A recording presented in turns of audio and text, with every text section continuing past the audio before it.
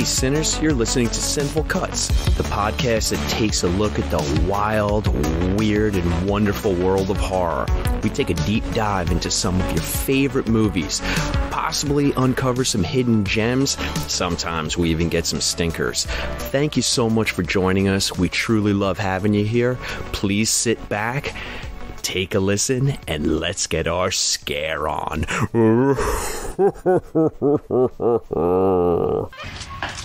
Thrill me.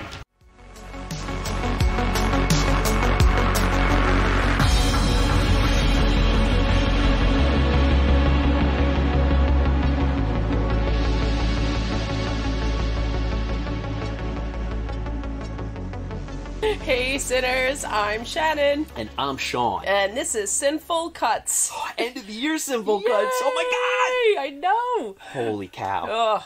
We just did our Shortcuts episode where we talked about our favorites of this year of 2023. Technically our top 10s. Mine was a little weird because I didn't really have it ranked except for my last one. Can I tell you that was my favorite part? Yeah.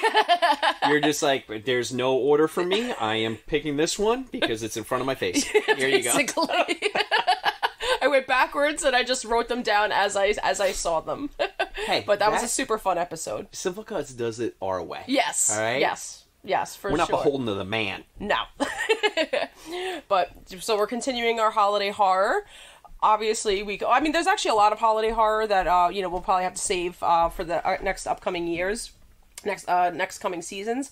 But we could not pass up talking about Gremlins. No. 1984.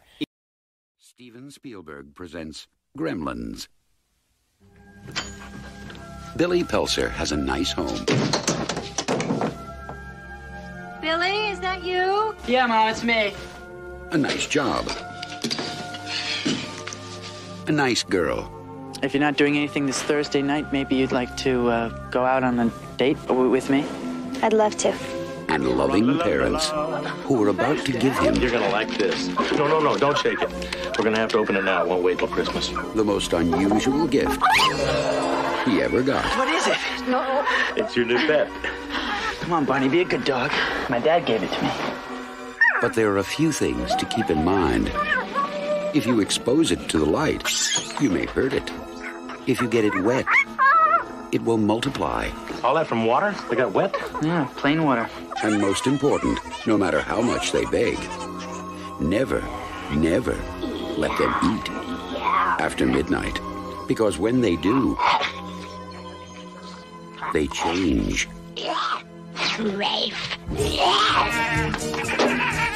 They become clever, mischievous, What's going on here? and dangerous. Gremlins, huh? Little monsters. Right. Hundreds of them. Well, I don't know, maybe thousands. They've been here too. Billy, what are these things? Where did they come from? Look, I know it sounds crazy, I know. But in a few hours, you're gonna have a major disaster on your hands.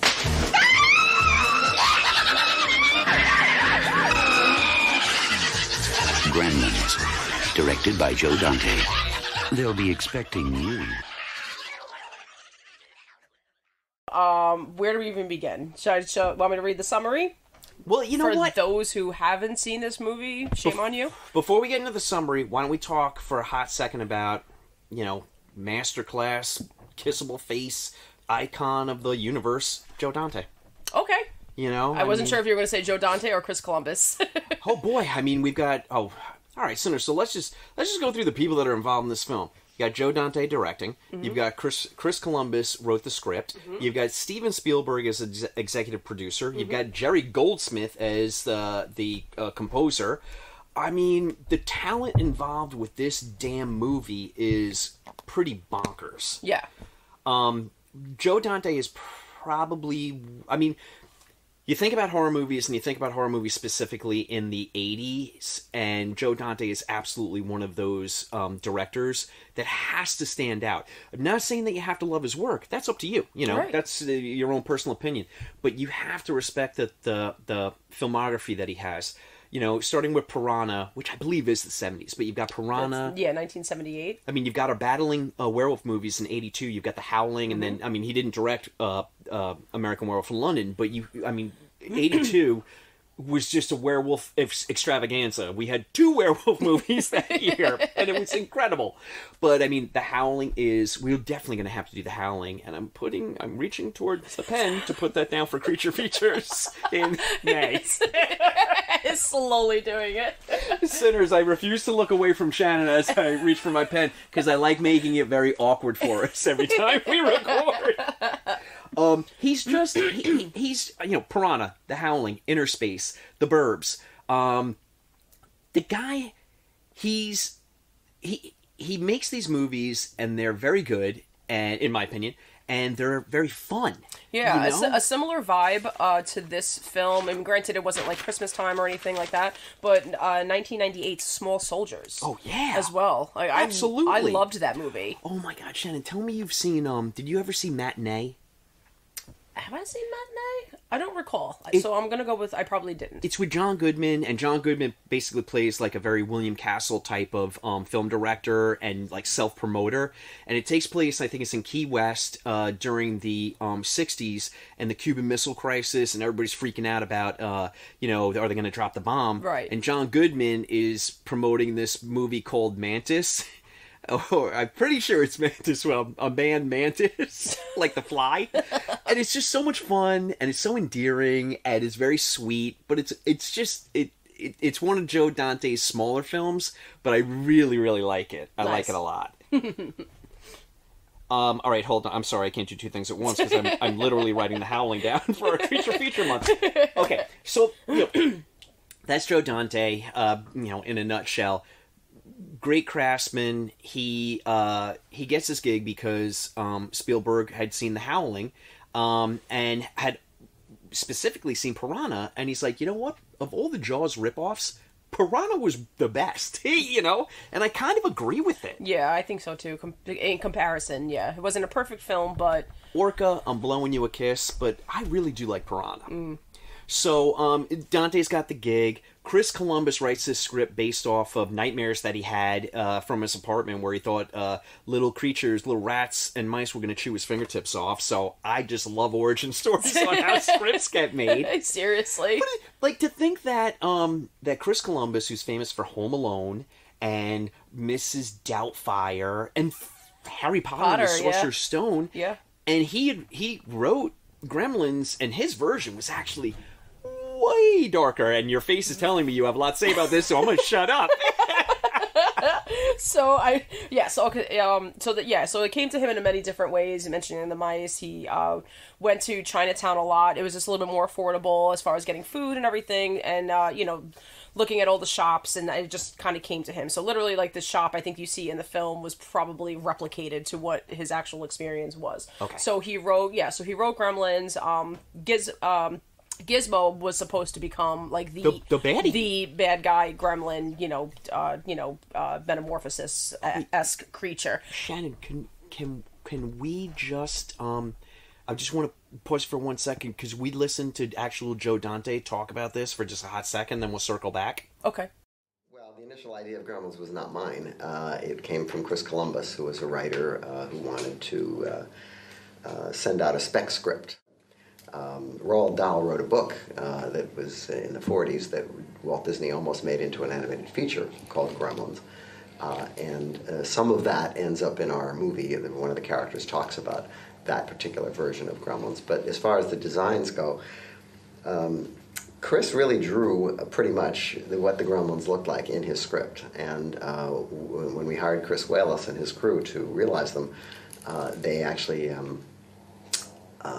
copied basically Chris's designs. So when Chris Columbus is talking about how the whole thing was supposed to be much darker, so we do get the scene of which we'll talk about more in depth in a little bit, but when the mom discovers the Gremlins and we first get to see them and the Christmas tree attack, right? And then could be my favorite scene. Yeah, maybe. Yeah, it's up there. Or let's say it could be my favorite set piece, but then there's the bar.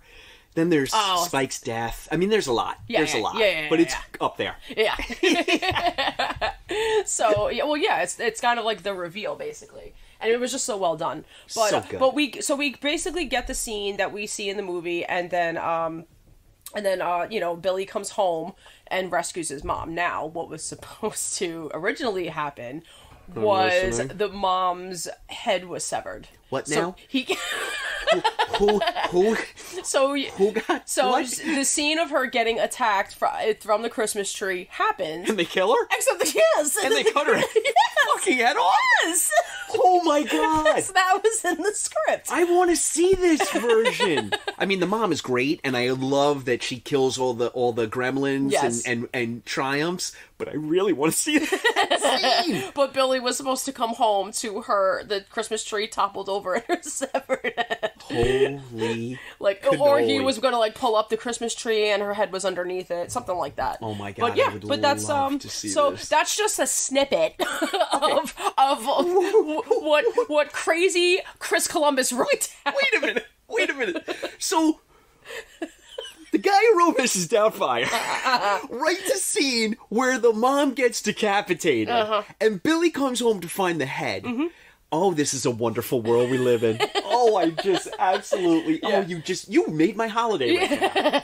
Oh, if only that was put to film. You know they changed the script, and Spielberg was the one who was like, we are absolutely not doing this. And Dante was like, can't we though? Yeah, but can't we? Just one? Oh, just one? God, I would have loved that. All right, so, fantastic, but... I promised you, I just want to talk about Dante for a sec. Let's circle back. Let's do the summary. Yeah. Because I want to start with the beginning because I have notes. Okay. I definitely have notes. We may have notes. All right, so here's a summary in case you haven't seen this film. A young man inadvertently breaks 3 important rules concerning his new pet and unleashes a horde of I had to practice this. Malevolently mischievous monsters in a small town during the holiday season. That is a mouthful. I don't know why I did. Accurate. I don't know why I did that to myself. Yeah, I'm like, you're the one who chose that. I did. I wrote it down too by myself. Wait, can I do my summary? I'm gonna do my summary. Okay. Neglectful piece of shit dad scrounges up a horrible gift for a kid who absolutely doesn't want it, and then doesn't explain any of the rules properly, and the town dies because of it. That was probably the original version. I just love, oh my god, I really do love how Hoyt Axton's just like, hey, can I have this? It moves. I think my kid will like it. Who could be anywhere between the ages of 18 and 29, and definitely still lives at home and hangs out with a 13-year-old. So I got a lot on my plate. Can I buy this little critter? Right. I want the sinners to know we are from New York. Mm-hmm. We have been to Chinatown. Yes. No one in Chinatown, no matter what store he goes in, dresses like they're from the 1860s. I haven't seen one. Mr. Wing looks like he's working on the Continental Railroad. I'm like, what is happening here? With his ancient pipe as well. I'm like, why were these choices made? And the answer is sinners and truthfully, sincerely, the 80s. That's all we have. All you have to say is all the 80s. We have.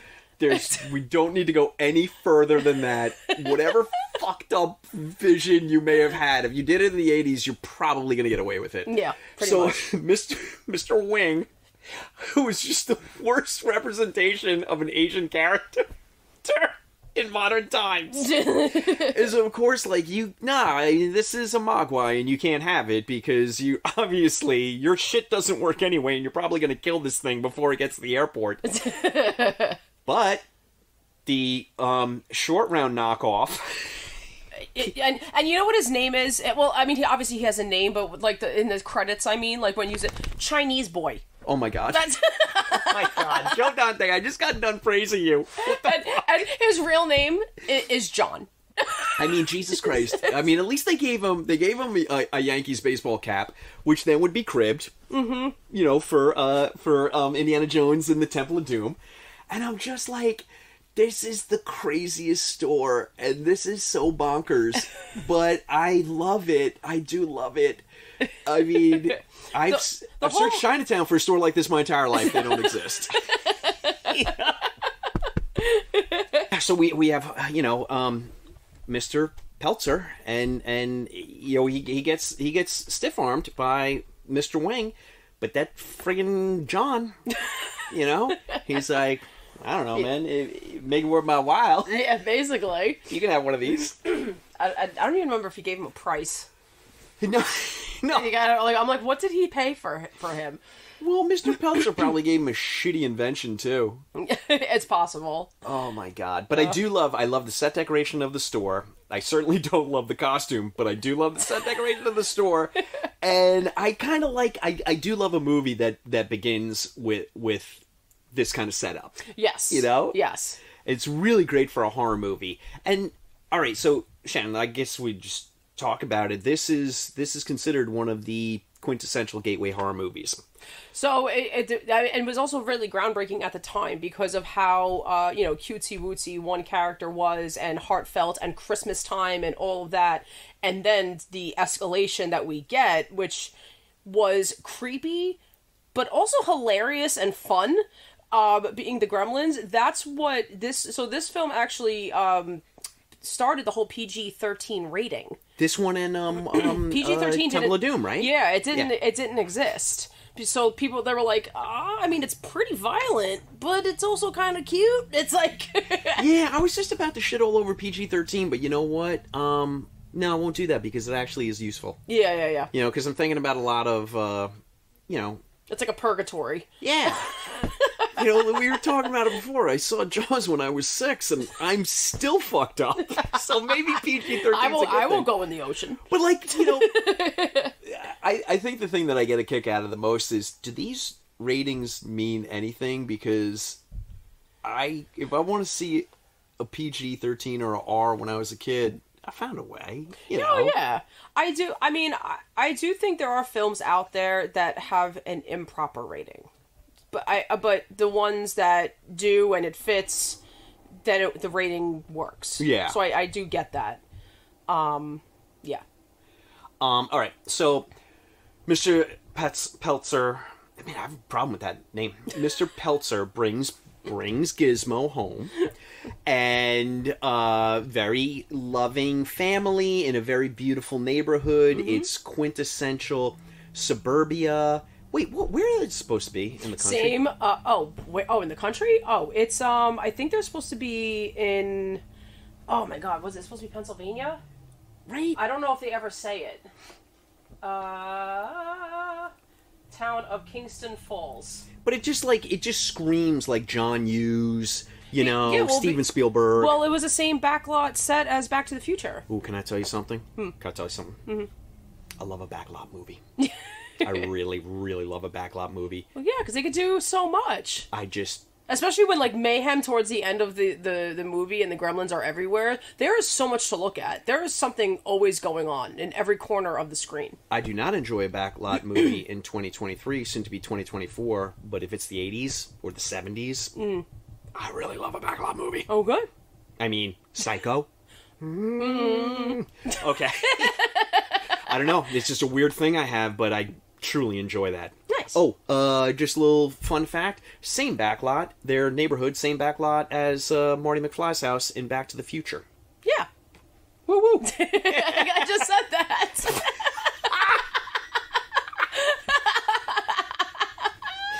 And we've circled all the way back around to Trellis. All right, so I'm not the best listener of this two-person podcast. Oh, all right, that's my dad. Oh, Lord. All right, what's next? Fun fact, I don't listen. I only talk. And all these fucking sinners are out there right now nodding their head. Fuck you, sinners. You're supposed to be on my side. Oh, Jesus. All right, where the hell were we? So, I don't even know. I think I wanted to mention...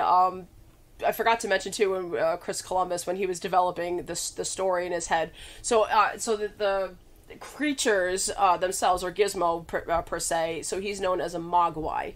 So he got the term Mogwai. It actually means devil in Chinese. I mean, so... Yep. Kind of spot on. Kind of. Kind of spot on. Yeah. I do love... Okay, here's another thing. I love backlot movies, also love suburban horror movies. Right. You know? Just, come on, Haddonfield, and Gremlins, and Scream. I just love it. Yeah. Absolutely love it. So, this is ticking all of my boxes. Here's...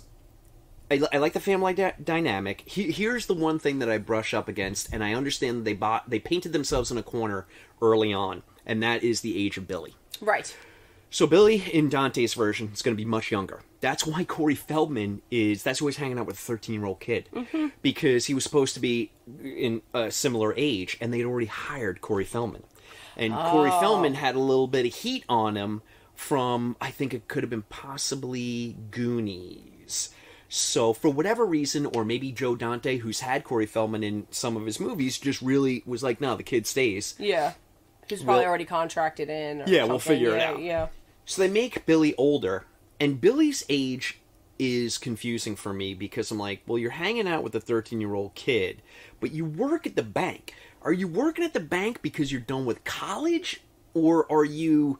didn't go to college, or like you're anywhere. Are you in college? From, like, what is 18 to 26? Yeah, because where does he eventually, and you live at home? Where does he eventually bring one of the Mogwais? Like, is it the high school? Yeah, right. Like that's the high school. It's not even a college. So what they did was they were like, all right, we just make him older.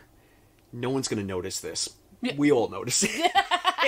We all notice it. It was the coke-fueled era of the 80s. They're just like, we'll fix it in post. We'll fix it in post.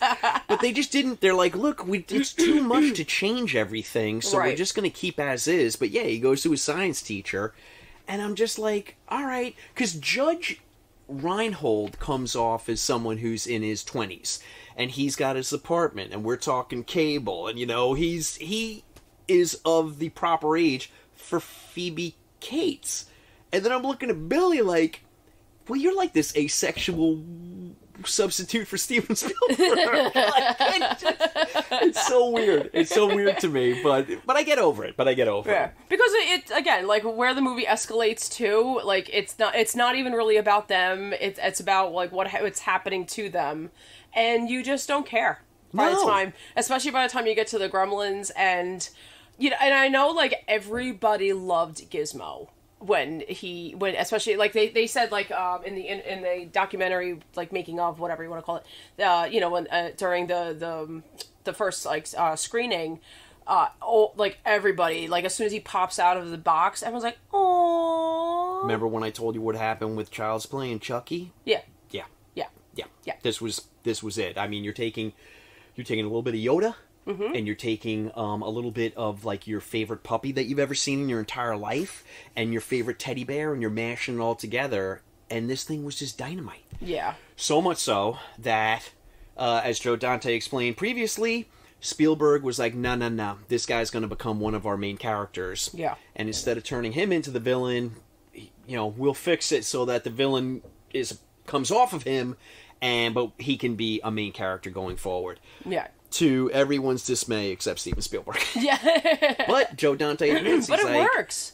Joe Dante, he cops to it. He's like, it was the right move. It really was. We hated it at the time, but it made the movie. It really, really did. It was. I thought it was very smart. Yeah. When it came to the pre-Gremlin stage, the Mogwai, those little fuzzy creatures, that was a little bit more vague. They kind of were described as little teddy bears, and we did do a lot of research and development trying to figure out what to make them look like, and all of which, of course, had to be approved by Steven Spielberg. So to speed the process along, we decided to base our designs on his Cocker Spaniel, which had the same color as what became the Mogwai. And he went for that, which was great. And so we built little Mogwai puppets, and the only downside came when about 3 weeks before we were going to shoot the movie, Steven decided that he liked the Mogwai so much, and particularly Gizmo, the lead Mogwai, that he wanted them to stick around for the entire movie. That all the other Mogwai could turn into Gremlins, but Gizmo had to stay a Mogwai through the whole picture, and we were completely unprepared to do that. We only had enough design and stuff to make him palatable for about a half an hour, and now suddenly he was going to become the star of the movie, so we had to scramble to figure out a way to upgrade the puppet so that it could look like it could be the star of the movie.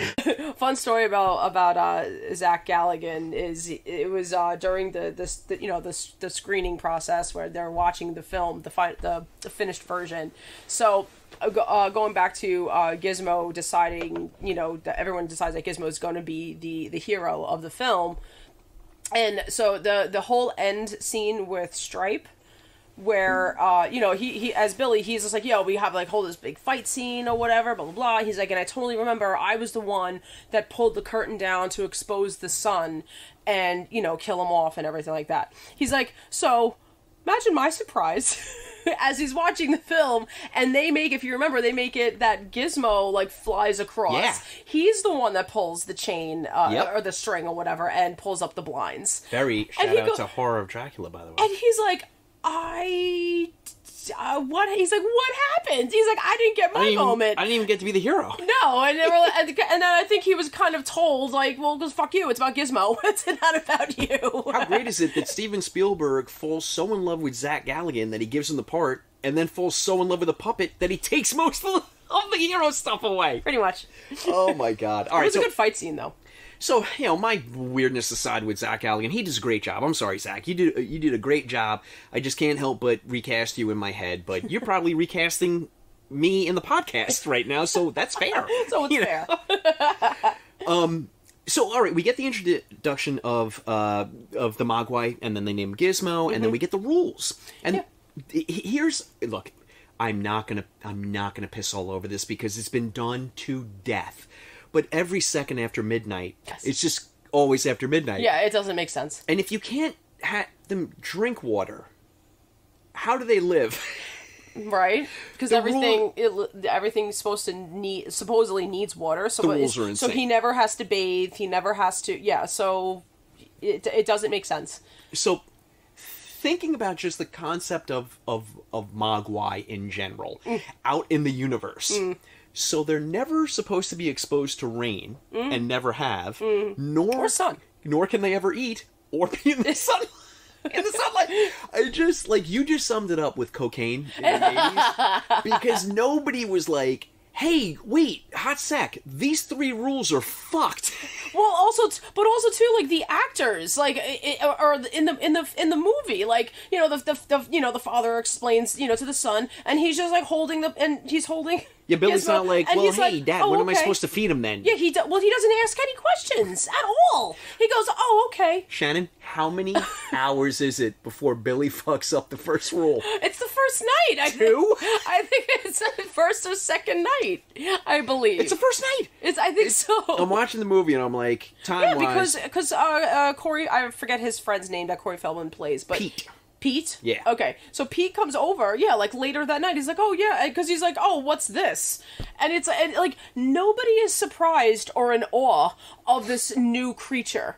It's a new species, and everyone's like, a whole new cool. species. Yeah, I was like, oh, neat. Cool. It looks exactly like a puppy. No, it fucking doesn't. If you came down here and Charlie had the head of a bat and the body of an iguana, you might have questions. I might have questions. But this is the balls of Spielberg and Dante being like, hey, you know what? Fuck it. We're just going to forge ahead. And you have Columbus in the corner like, I wanted to sever the mom's head. Yeah, he's like, I'm going to get into a lot of cutesy stuff in my future. Can I kill some people now?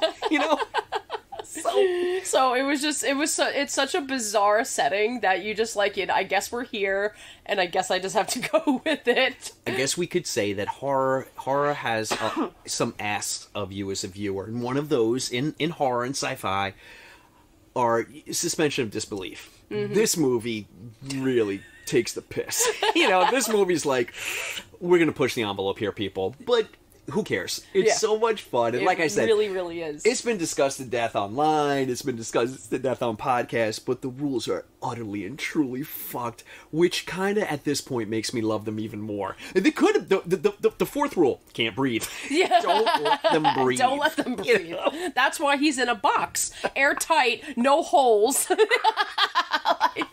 like this thing shouldn't exist. Mr. Wing is so right. He's so right. Mr. Wing, we should have listened. So, all the weirdness aside, when Billy is somewhere between the ages of 18 and 53, and he's still living at home, it's all good. We get this very warm setting, and they all love each other. You know, I feel it just, look, Gorley and Russ, I'm so sorry to crib your saying, but it is so cozy. It's such a cozy environment, and the neighborhood is, like I said, it's a typical suburban neighborhood that you get in the movies.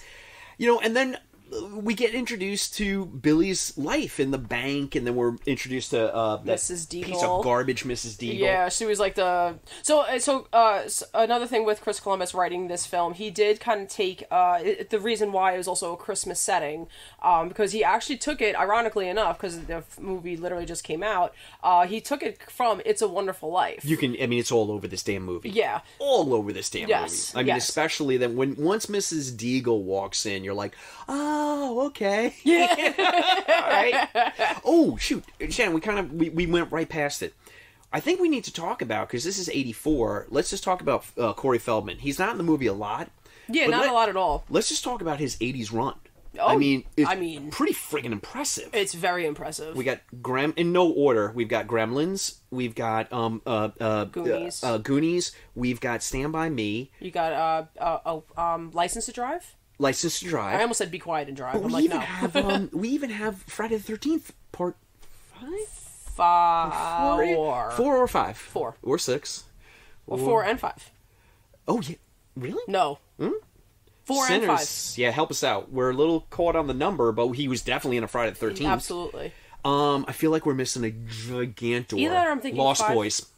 Oh yeah, duh. Lost Jesus. Boys. Oh, shame on me. I went to college with one of the Frog Brothers. Oh really? Of course, not Corey Feldman. The other one. Okay.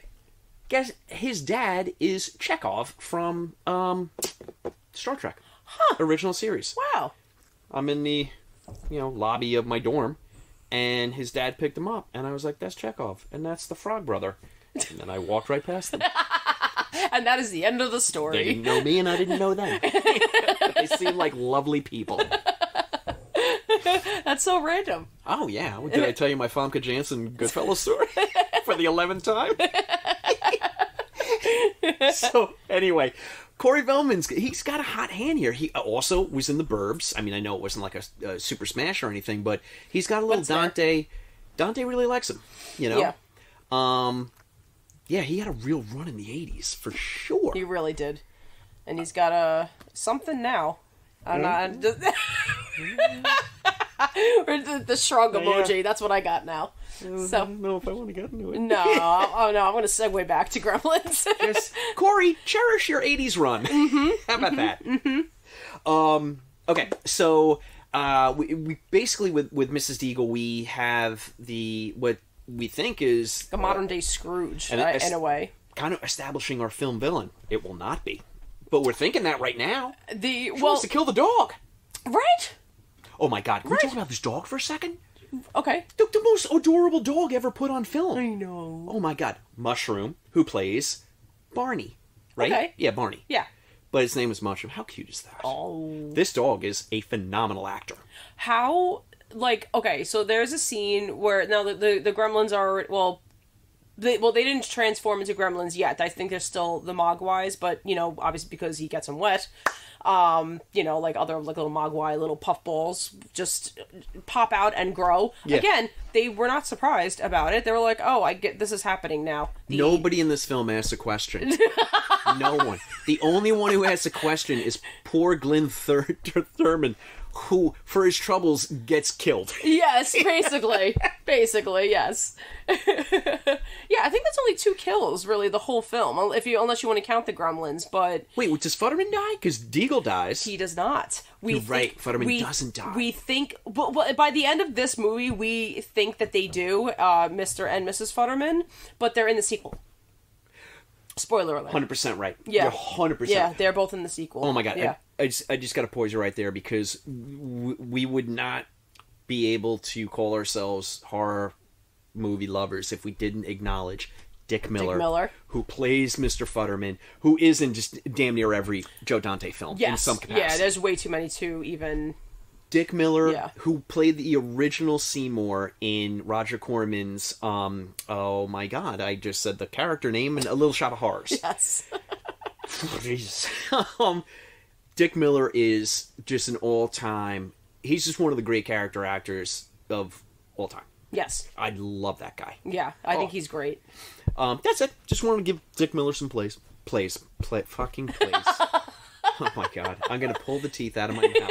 And I'm going to insert candy corn, because it couldn't be any worse. Oh my god, if you have candy corn teeth. Please. Oh my goodness. Okay. So now, alright, we got Mrs. Deagle, and we're thinking, oh, this is the big bad. And she wants to kill Barney, and what the fuck is going on here? And how old is Billy? And then we kind of get Judge Reinhold as, like, the soft baddie, but then they're in the bar. Oh my god. Again, Gorley, Rust, apologies. That is the coziest fucking bar. I want to go to that place. Oh my god. We just have to go to the back lot in Hollywood and get there. I love backlots so much. I just love them. It just screams Hollywood and old Hollywood and fun Hollywood. Anyway. Yeah, I agree. So, but now we have the germination. Kind of like little, maybe a purposeful call, shout out to Alien. You know, kind of like gooey and the pulsating-ish. Oh, yes, when they get into, like, their sacks. Yeah. Yeah. Because they ate after midnight. It's fucking Billy. This fucking Billy. Gets Gizmo wet. Eating after midnight. Because, I mean, to be fair, they fucked with the clock. Right? Yeah, they chewed the wire, so his clock stopped working. But still, it's like, Billy, you know how long you've been up during a day. You know? But anyway. It is not 11:50 for a couple of hours. I'm doing what I say other people do that drives me nuts when I'm nitpicking a movie that if you want to nitpick, you could spend 7 months on it. I gotta let it go. I really do love this movie and it's so much fun. I gotta stop nitpicking. So now we get our true villains. Yes. Because now we've got Mogwai, who is Gizmo, and then the Gremlins. Who are still Mogwai. And they, yes. So I was just wondering if they had another name. I don't think... No, I don't think I think they always had Gremlins, and they did utilize this in the film where they wanted, because again, another thing with Chris Columbus, going back to writing it, he remembered, I forgot if it was his grandfather or his father that said like, oh, there's like an old wives' tale in World War II, right? World War II of gremlins getting in the machines, which I think it was just an expression. I know that during World War II, like it was a thing especially with the the bombers, the B-17 bombers and the Air Force, I guess. Mm-hmm. That they're like, yeah, I mean, something goes wrong with your plane. It's the gremlins got into it. It just kind of I'm using this word germinated a lot today, but it just started then. Yeah. And I know that there's a Roald Dahl, maybe like a novella. Okay. That is about a gremlin. Okay. Which Chris Columbus says also helped him to create, or in some ways germinate. Totally kidding.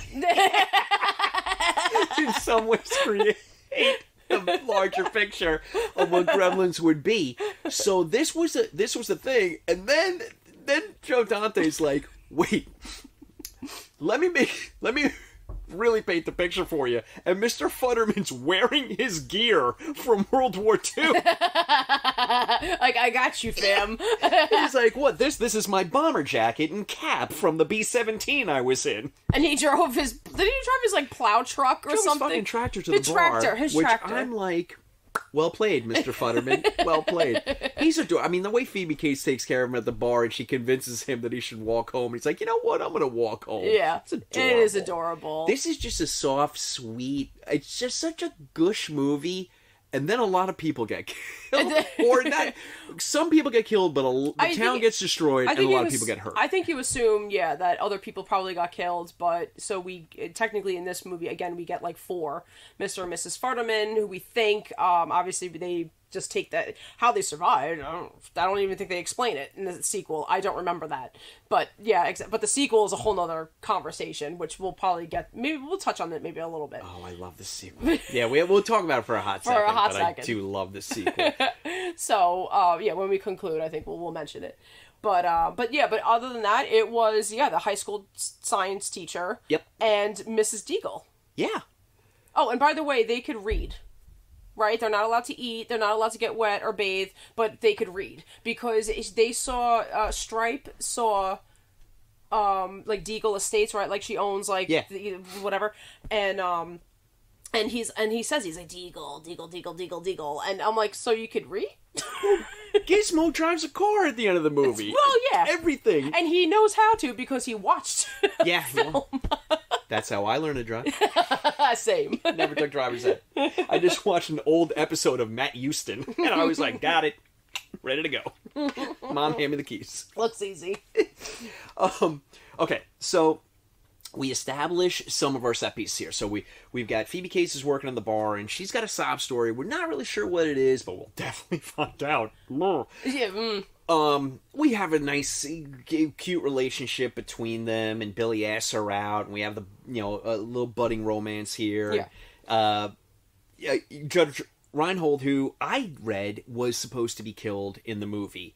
He actually was supposed to become more of a true baddie. Okay. And he was going to try and kill Billy at the end of the movie, but then he would get eaten by the Gremlins. Jesus. Okay. Yeah. Huh.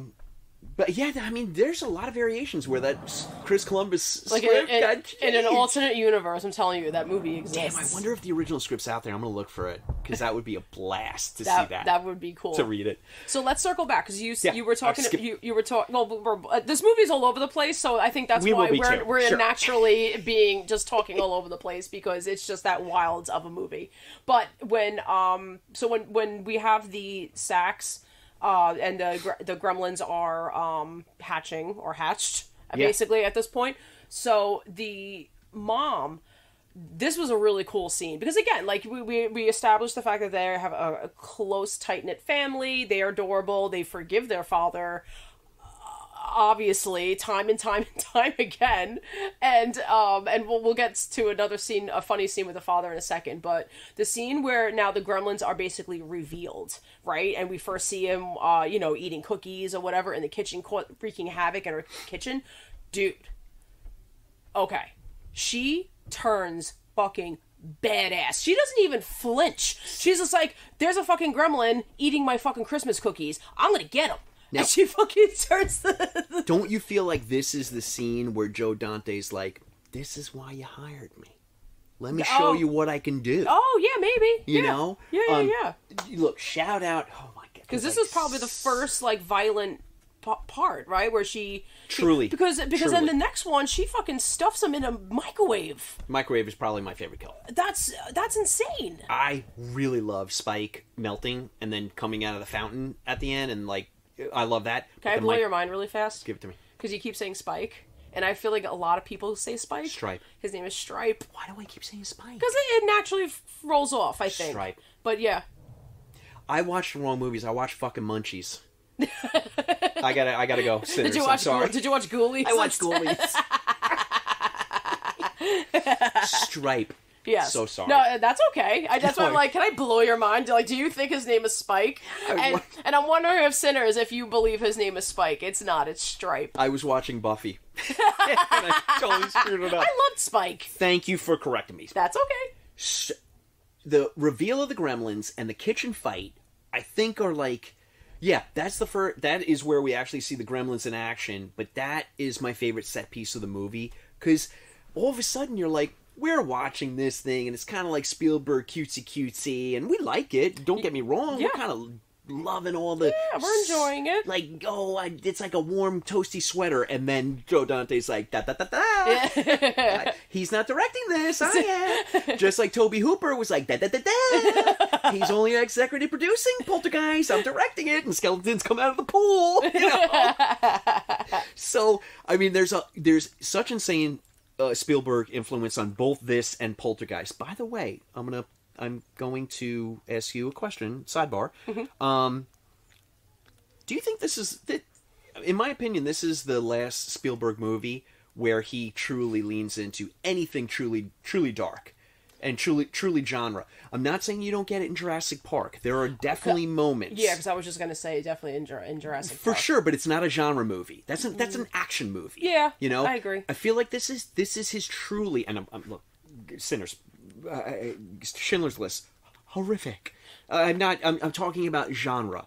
You know, this is his last go about. But because I know he's obsessed with war movies and history and family and things like that, and family and family. Yeah, I really wish that he would just dip a toe back in, executive produce some more horror. Sinners, if I'd missed one during the 90s or 2000s. Holy cow, please call me out on it. I'm going through the Rolodex right now. I can't think of any. I can't think of one right now either. It's a very short list. I mean, you've got Jaws, which is a horror movie. I mean, let's just settle that right now. Oh, yeah. Possibly one of the best horror movies ever made. Mm-hmm.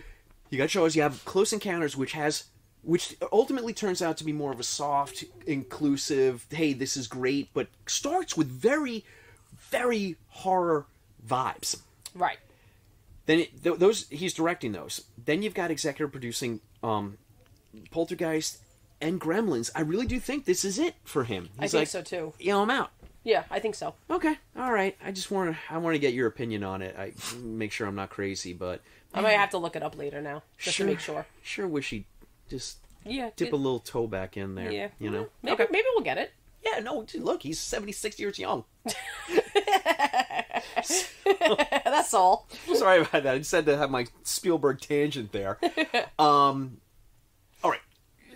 So now with the introduction of the Gremlins, true mayhem ensues, and this movie, I think at this point with the mom and those insanely awesome graphic kills in the kitchen, and then Billy coming home, and actually he gets the one to decapitate.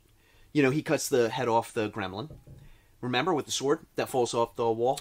Because then he looks and sees Stripe, and Stripe bursts out the window. Yes. So he was technically the fourth one. So, like, Chris, you got your decapitation. Just wasn't the one you're thinking of. It just wasn't the mom. We got a decapitation. So, now I feel like the movie goes from soft and warm and Capra-esque to a mashup of Warner Brothers cartoon and an EC comic, right?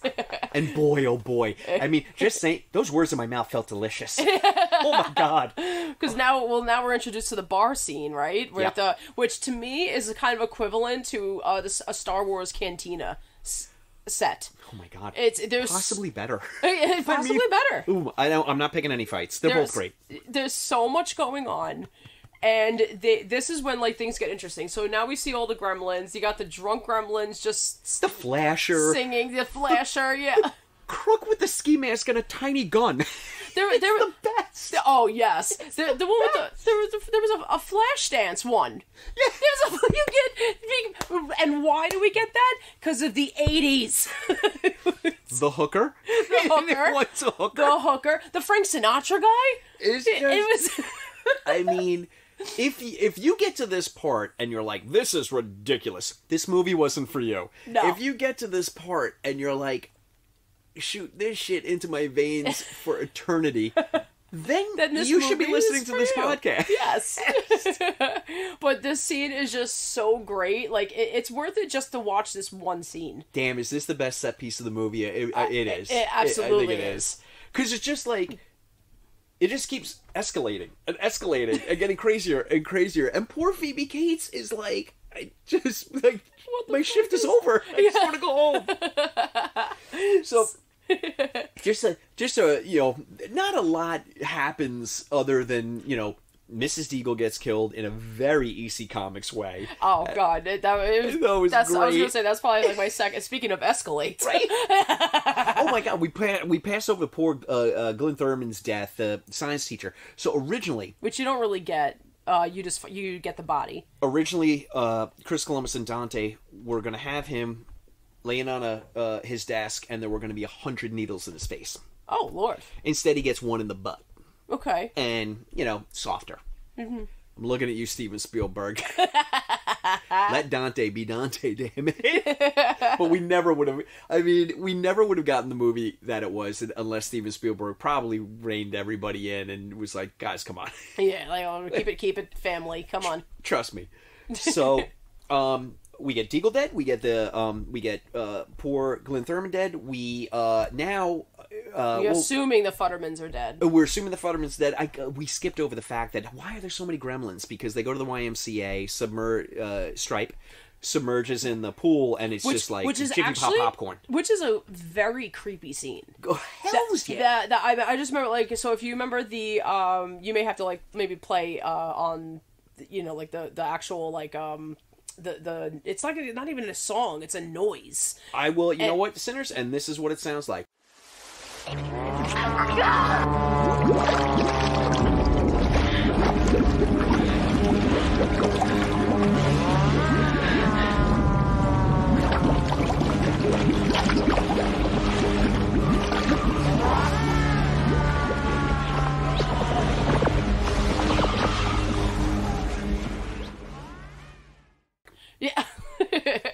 But it was just so creepy, and like that, and like the fog, and you know, like, and Billy is alone, Shannon, like in the pool. How many kids do you think parents took to this movie because they're like, oh yeah, this is a, you know, it's a cool little puppet movie. Mogwai's on the poster. Yeah, like, oh, the kids are gonna love this. Then they get Mrs. Peltzman almost getting fricasseed in her kitchen, and a decapitation in the living room by Billy. And this scene, which is crazy hammer horror on crack cocaine scary for kids. Yeah. I mean, I love it. Yeah, I love it. It was great. It's like, these movies that are they're quintessential for young viewers to see so that they cut their teeth and they're like, all right, I saw this. Maybe I can handle American Werewolf. And it's like, well, no, you can't. But no, have at it. Yeah. but by all means, right this way. God, I love it. Reveal. But so you understand, like, the debacle of the rating. Like, I'm like, all right, it's not really PG, but it's really not R either. It's not. It's really not. It's not. Yeah. I wonder what got cut. I'm curious on that too. Actually, I don't know what didn't get filmed. Besides Mom's head getting cut. Yeah. Yeah, and 100 needles in the face. Yeah. I wonder what got cut. Oh. Okay. Yeah. Well, let's get Columbus on the phone. Now, could you imagine? Chris, question. We have so many questions. Unlike anybody did in the 80s. Do you think he'd be like, the fucking Spielberg cut my script to shreds? Probably not. No, probably not. I think he seems to appreciate what this movie has become. Especially because it was pretty. I think it was an overnight success. Honestly, I do think it was number 4 movie of 84. Yeah, I think it was liked right away. Yeah, made Joe Dante's career. I mean, yes. he says 2 things. He's like, I have no idea why this movie is a hit. He still is like, I have no idea. Maybe it was Howie Mandel. But he's like, oh my. Howie Mandel. God, motherfucker milked that Gizmo voice forever. Yes. And he said he would absolutely do another one. Oh, I'm sure he would. Oh, yeah, Howie. Are you sure? you sure? You can fit it in. You can fit it in your busy schedule. I don't know why I turned against Howie Mandel so quickly. I know, what's wrong with Howie Mandel? No opinion about him whatsoever, but I came off like, oh, this fucking guy. Yeah. Sorry? I don't know. Frank Welker, of Looney Tunes fame, all the voices, and Scooby-Doo, and all the voices, Frank Welker is doing the Gremlins and Stripe. Oh, and that's right. Howie's doing Gizmo. Yeah, that's right. I do remember that. So good on you, Frank Welker. Yeah. Fucking Howie Mandel taking all your shit. Frank Welker. This is Team Welker. No idea. So now we get the the movie theater scene. Like, well, you know, basically at this point, it's just we're dining out on Gremlin mayhem all over town, and it's escalating and escalating. And then we get him in the movie theater, and Billy and Kate, right? It's Kate. Phoebe Cates. Phoebe Cates' character? Yeah. Yeah, she's Kate. Sorry, yeah. They have the great idea of blowing. I wasn't sure if you were just saying her last name or her or I was calling my daughter. or Kate? I was like, what is happening? Hey, you creeps out there. My daughter's name is not Kate, it's Marjorie. Oh. I threw them off the scent, Shannon. We're good. All right. They'll never know. Maybe they'll be like the 80s and never ask questions. No, just go with it because it feels good. And I'm so high on cocaine.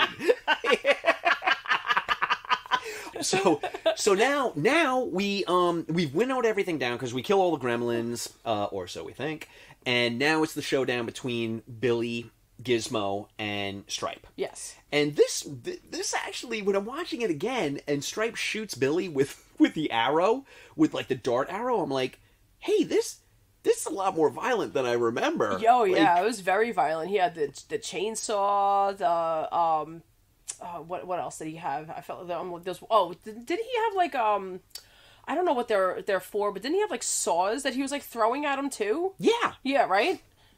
But 80s, you're interplaying this with cutesy Gizmo driving around in the car, which I thoroughly enjoyed. You know? So you're like, oh my god, he's gonna get chainsawed in the face, but this guy really knows how to work the stick shift. He knows how to drive, and he looks adorable doing it. We love it. I don't know why I'm gonna say this. It's so mean and stupid. Zach Galligan, I'm so sorry it happened to you, but I love the fact that they took away. It took away your hero moment. I mean, this poor guy must have watched the finished product at the screening and been like, my big moment's coming up. Check me out. And he's like, what the fuck? If you watch the interview, it's somewhat kind of like that. Oh, my goodness. So, do you want to tackle... I wanted to talk about the designs of the puppets really fast. Please. So, because how smart was it, right? So where they knew that they had to go through, you know, once obviously Spielberg, you know, decided like we have to keep Gizmo as is, but now we somehow get other characters that turn into the Gremlins per se. But how smart was it? Like if you look at the, I can't think of the correct word, but the. Basically, like for the metamorphosis process, basically the DNA map, right? Like the ears are the same, you know. But just a little different or a little off. Yes, yeah, 100%. like right, like they're 100%. two completely different designs, but the fact that you can tell they come from the same species, and I just thought that was so smart.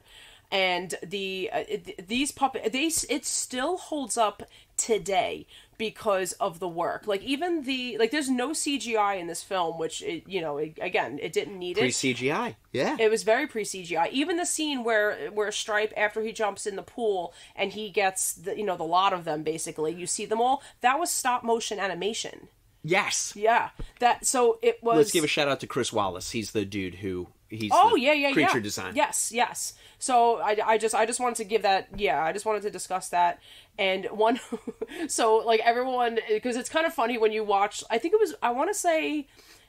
Not in the making of. I think if you watch the film, because if you're old like me and have a thing called a DVD, you can watch with the commentary on. You're so old. So the designers, they kind of laugh because they're like, I know everyone loves Gizmo and he's so cute, but because of how many puppets that they had, and because it was kind of a figure it out as you go, basically type of project, it was always not working and malfunctioning, and he always had like a bunch of wires like under him, which is why most of the time he's like in something, like he's in a hat in one scene, he's usually in Billy's bag or pocket or in the laundry. But there's one funny scene because I found this hysterical. So the scene now where the Gremlins have hatched and they are throwing darts at Gizmo. You remember that scene? Yeah. And this scene, like, your heart like breaks because like his face is but just when they hang Barney, I know, these right? pricks, right? So, but if you remember the scene where, okay, so the throwing darts at Gizmo, and Gizmo is shaking. Yeah. Because obviously he's scared. Wow. It was a puppet that was malfunctioning. You gotta be kidding me. And that's what they decided to do with it. He's like, they couldn't get the fucking thing to work. So he's like, we just decided to make it that he was scared, and we just decided, like, again, the Looney Tunes thing where, like, darts are getting thrown at you. They put him on the dartboard. Shannon, we have talked about this so many times. The magic of Hollywood. The magic of movies. The magic of movie maker. Our album drops, by the way, in February. Sinners. All right, we'll let you know. It's coming. It's coming. But yeah, I just wanted to talk about that scene really fast. I'll piggyback on that. Joe Dante says that because a lot of the scenes are darker, he's like, we use that to camouflage a lot of the just bananas stuff that we had to hide. Okay. In this movie, so he's like, like the bar scene. Dark scene, yes. Bedroom scene, dark scene. Not like dark, like you can't see really anything. Cool lighting though. Yeah. Like I thought I enjoyed that. The red and green, like the red, greens, and blues in this movie, especially the red and the green, so great. I mean, it's a Christmas movie. Yeah. Just so incredibly great. Fits perfectly. But yeah, I mean, these people know what they're doing, and they know their limitations, and they actually know how to cover this stuff up, and they do it beautifully in this movie. It works so well. So we look. Gizmo saves the day. We get Spike falls into the fountain and dies and melts.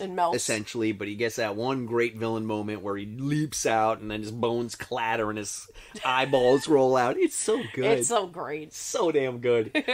And then look. Essentially, we get the resolution, kind of like the the epilogue of the movie. Mr. Wing comes back to the house, addresses the family, and is just like, look, you should have never had this to begin with. I'm taking it back, and you're not responsible enough. Maybe someday, but not now. Mm-hmm. Which, kind of, look. And then you get the cute moment where he's going, bye, Billy. Bye, Billy. Is there any chance that this Billy in Gremlins is the same Billy from Black Christmas?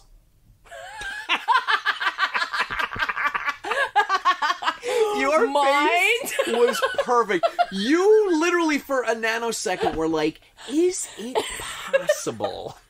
He goes crazy because he misses his Mogwai? Look, I'm just saying, this is either post-Black Christmas and he's hiding with the Peltzers, or it's pre and he lost his mind.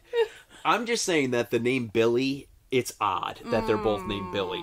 He's like, why do you abort the baby? Ooh, Gizmo. I was gonna say I'm gonna go back and rewatch Black Christmas and see if he mentions any Gremlins in his rants. I'm just saying it's out there, But the seed has been planted.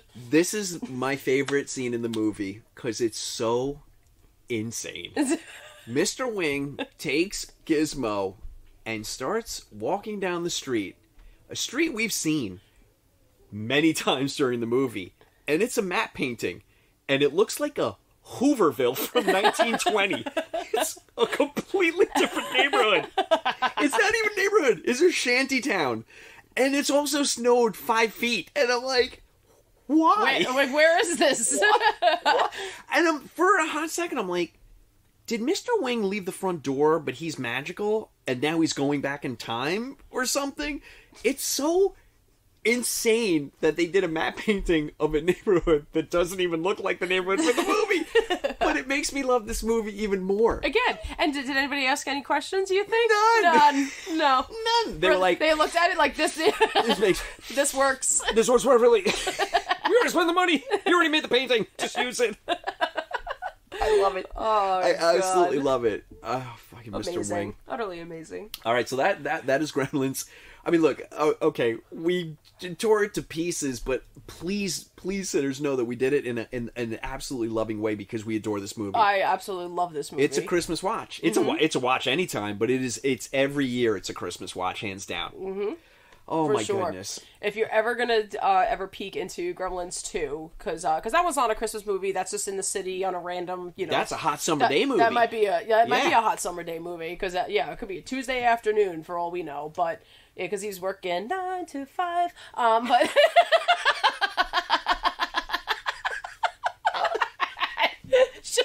Sean doesn't know what to do with himself right now. This is like Christmas came early for me, sinners. I just love it. Please. You missed me last weekend, didn't you? I did. Doing your impression wasn't enough.